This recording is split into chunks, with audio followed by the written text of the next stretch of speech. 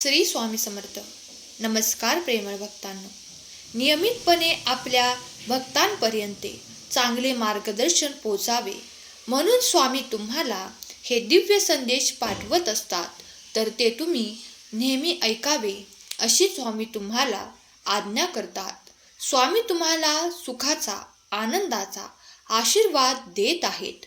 स्वामी तुमच्या जीवनात येणाऱ्या अडथळ्यांवर मार्ग सांगत आहेत. जरी कितीही वाईट दिवस असले तरी एक ना एक दिवस तुमचे आयुष्य बदलणार आहे. कारण आपल्या भक्त परिवारापैकी अनेकांच्या आयुष्यात मोठे चमत्कार घडले आहेत. उद्याही तुमच्या जीवनात कुठलाही चमत्कार घडू शकतो, किंवा आजही घडू शकतो, किंवा 2 दिवसांनी घडू शकतो. मात्र आपण आशा सोडायची नाही. मात्र आपण आपला विश्वास कमी होऊ द्यायचा नाही. भगवंत आपली परीक्षा बघत आहेत. बघू द्या. त्या परीक्षेमध्ये नापास आपल्याला व्हायचं नाही. अनेकांना आपल्या स्वामी समर्थांनी खूप मोठे चमत्कार दाखवले आहेत. आपल्या भगवंताने त्यांचे जीवन बदलले आहे. तर आपल्या जीवनामध्ये देखील आपल्या जीवनामध्ये असलेले दुःख का संपत नाही, एवढं दुःख का आहे याचा विचार करत बसू नका. कारण स्वामींनी आपले दुःख दूर करण्यासाठी आपल्याला मार्गदर्शन करत आहेत. आपले जीवन सुंदर बनवत आहेत. जे जीवन दिले आहे त्या जीवनात जे काही वाईट मार्ग आहेत ते आपण सोडले पाहिजेत. जीवनात घडणाऱ्या अनेक गोष्टींपैकी फक्त चांगल्या गोष्टी आपण अवलंबल्या पाहिजेत. कधी कधी माणसाला खूप दुःख असह्य होतं. त्याला असं वाटतं की सर्व काही सोडून जावं.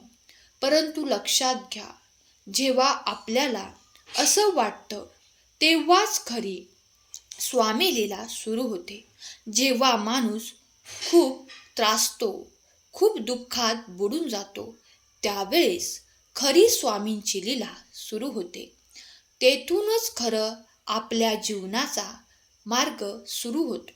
ज्यावेळेस आपण शेवटच्या क्षणी हार मानत नाही, तेव्हा देवही आपली परीक्षा घेण्यासाठी थांबवतात आणि चमत्काराला सुरुवात करतात. आजचा सुंदर संदेश तुमच्यासाठी खूप महत्त्वाचा ठरणार आहे. हा संदेश शेवटपर्यंत ऐकल्याशिवाय कुठेही जाऊ नका. चॅनलवर नवीन असाल तर चॅनलला सबस्क्राईब करा आणि कमेंट बॉक्समध्ये खरा स्वामी भक्त कमेंट करा. अवधूत चिंतन श्री गुरुदेव दत्त श्री स्वामी समर्थ या नामातच किती ताकद आहे. आपल्याला किती प्रसन्न वाटतं जेव्हा आपण स्वामी समर्थांचे नाम जप करतो. माणसाच्या मनात भक्ती असावी, श्रद्धा असावी, मात्र अंधश्रद्धा कधीच नसावी. जीवनात तुम्ही सेवा करा, तुम्ही भक्ती करा, परंतु चांगल्या निर्मळ मनाने करा. फक्त आपले एखादे काम होऊन घेण्यासाठी देवाची सेवा करत असाल तर करू नका. आत्ताच बंद करा, कारण तुम्ही त्यासाठी पात्र नाही. जीवनात आनंद झाला तर तो आनंद देवासोबत नक्की तुम्ही शेअर करा. परंतु आपण फक्त दुःखाच्या काळात देवळात जातो. एकदा दुःख संपलं की देवाला विसरून जातो, आणि हे बहुतेक काळात होतच असतं. आणि हे आपल्या सोबतही कधी आपण असा अनुभव केला असेल, जेव्हा आपल्याला खरोखर चांगला आनंद होतो, तेव्हा आपण त्या आनंदात देवाला सहभागी करून घेत नाही. मग असं का? जेव्हा आपण दुःखात देवाला सहभागी करून घेतो, तर मग आनंदात नको का सहभागी करून घ्यायला? या प्रश्नाचे उत्तर तुम्ही सांगा. आपल्याला जीवनात जे काही दिलं आहे, चांगलं सुद्धा किंवा वाईट असू द्या, ते सर्व भगवंतानी दिलं आहे.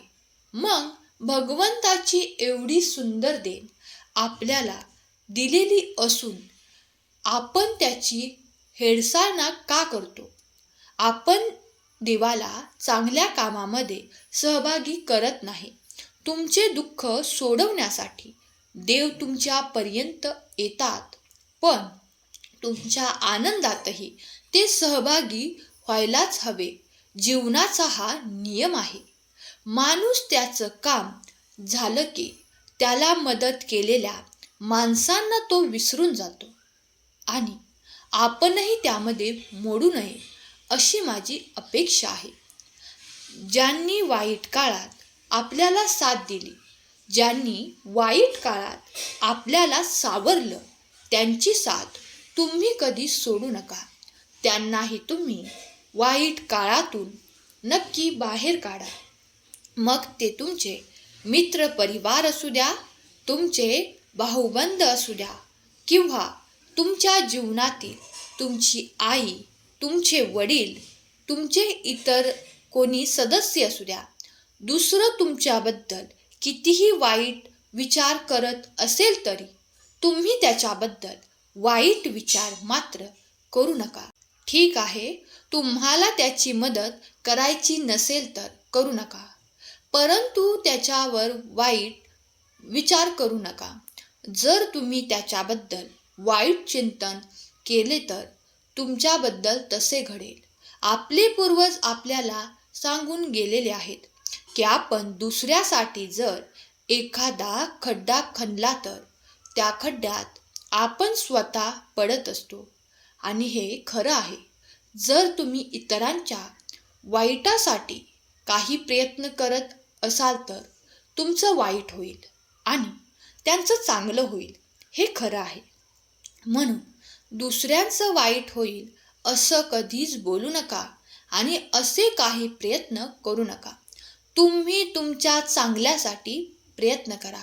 दुसऱ्याला त्याच्या इच्छेनुसार जगू द्या. त्यांच्यामध्ये तुम्हाला वाटत असेल की त्यांच्यात हस्तक्षेप करू नये तर करू नका. तुम्हाला कोणाची मदत करता येत नसेल तर करू नका, परंतु तुम्ही कधीच दुसऱ्याचं वाईट होईल असं वागू नका. जर नकळतपणे देखील तुमच्यामुळे कोणाच्या डोळ्यात अश्रू येत असतील, कोणाचं मन दुखत असेल, तर त्यासाठी तुम्ही जबाबदार आहात.